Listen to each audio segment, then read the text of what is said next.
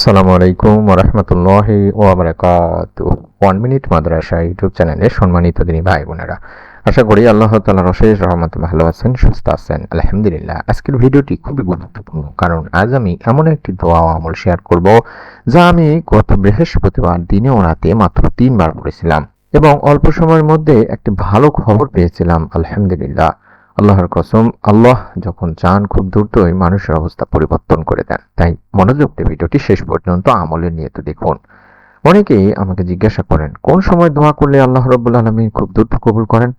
ইসলামে কিছু বিশেষ সময় আছে দিনী ভাই বোনেরা, যখন দোয়া কবুল হওয়ার সম্ভাবনা বেশি। তার মধ্যে একটি হলো রাতের সময় এবং বিশেষ করে নেক আমলের দিনগুলো। আজ আমি আপনাদের সেই আমলটি বলবো।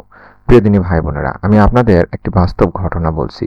গত বৃহস্পতিবার আমি একটি গুরুত্বপূর্ণ বিষয় নিয়ে চিন্তায় ছিলাম।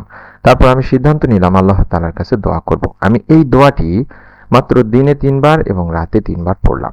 তারপর আল্লাহ রাব্বুল আলামিনের কাছে মন থেকে দোয়া করলাম। সুবহানাল্লাহ। অল্প সময়ের মধ্যে আমি একটি সুসংবাদ পাই। আলহামদুলিল্লাহ।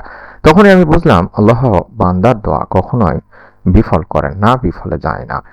দোয়া হলো মুমিনের সবচেয়ে বড় একটি শক্তি দিনী ভাই বোনেরা। তাই তো আল্লাহ রাসূল সাল্লাল্লাহু আলাইহি সাল্লাম বলেছেন, দোয়া হলো ইবাদতের মূল। যখন মানুষ দোয়া করে তখন সে আল্লাহর সাথে সরাসরি কথা বলে।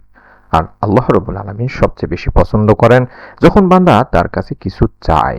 এখন আমি আপনাদেরকে সেই দোয়াটি বলবো, যে দোয়াটি খুবই শক্তিশালী একটি দোয়া, সকলেরই কম বেশি জানা একটি দোয়া, অর্থাৎ লা ইলাহা ইল্লা আনতা সুবহানাকা ইন্নী কুনতু মিনাজ জালিমিন।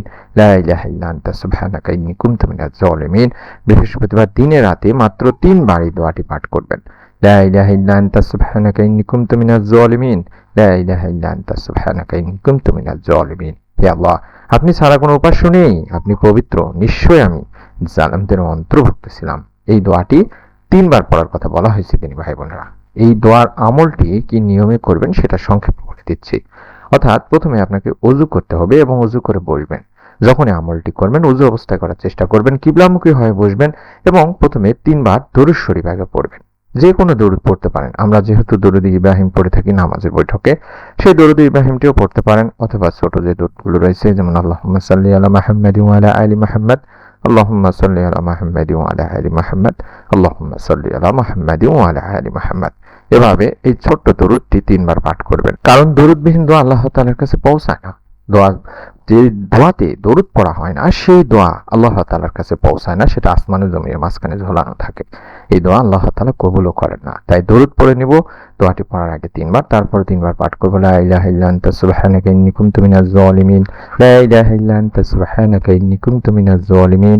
লা ইলাহা ইল্লা আনতা সুবহানাকা ইন্নী কুনতু মিনাজ জালিমিন। এভাবে এই ছোট্ট দোয়াটি 3 বার পাঠ করব। তারপরে নিজের মনের যে কথা সেগুলো আল্লাহকে বলবো।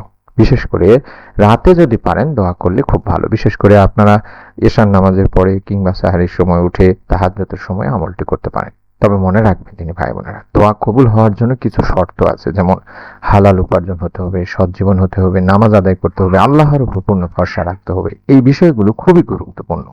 হয়তো আজকের এই ভিডিওটি আপনার জীবনের একটি নতুন শুরু হতে পারে। তাই আজই চেষ্টা করুন। বৃহস্পতিবার আজ এই ছোট্ট দোয়াটি মাত্র 3 বার পড়ুন। ইনশাআল্লাহ আল্লাহ তাআলা আপনার জন্য ভালো কিছু নির্ধারণ করবেন।